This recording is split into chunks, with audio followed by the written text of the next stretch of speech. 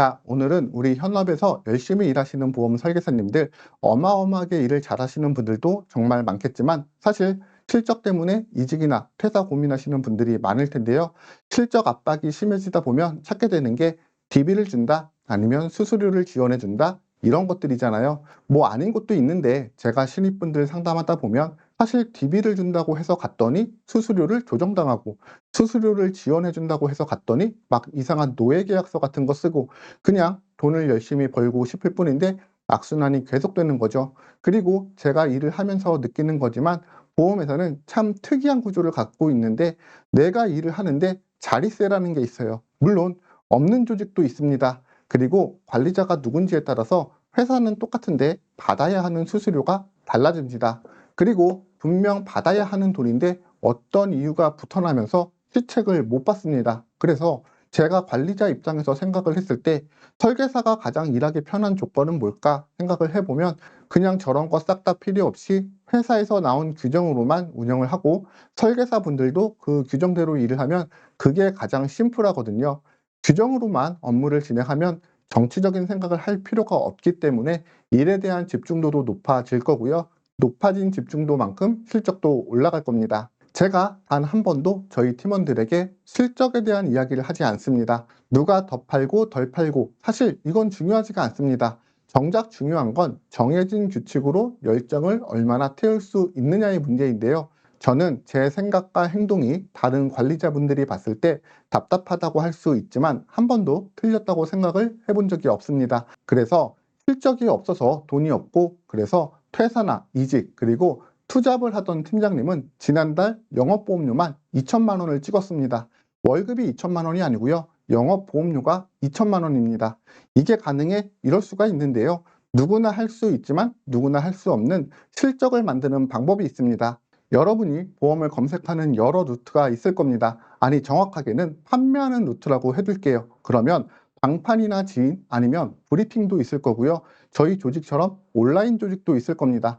여기서 잠깐 설명을 드리면, 만약 방판이나 지인, 브리핑 영업을 희망하신다면 영상은 여기까지만 보시면 됩니다.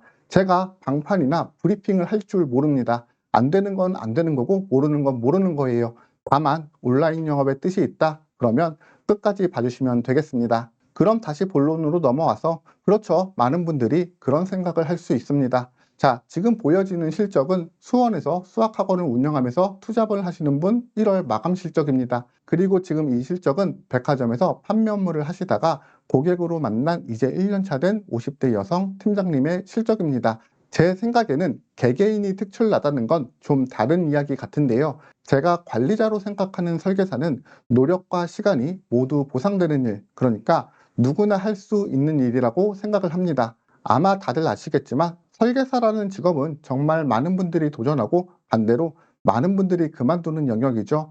저를 거쳐갔던 분들도 많았습니다. 다시 말하면 누구나 성공을 할 수 있다, 이 말은 반은 맞고 반은 틀릴 것 같네요. 성공의 조건은 두 가지가 성립이 되어야 하는데요. 첫 번째는 일을 시작하는 입장에서 시간과 열정이 필요합니다.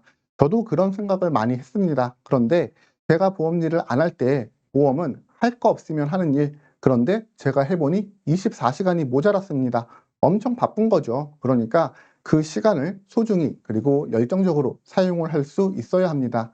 관리자 입장에서는 명확한 비전을 제공해 줘야 됩니다. 물론 저보다 일을 더 잘하시는 분들 분명 있습니다.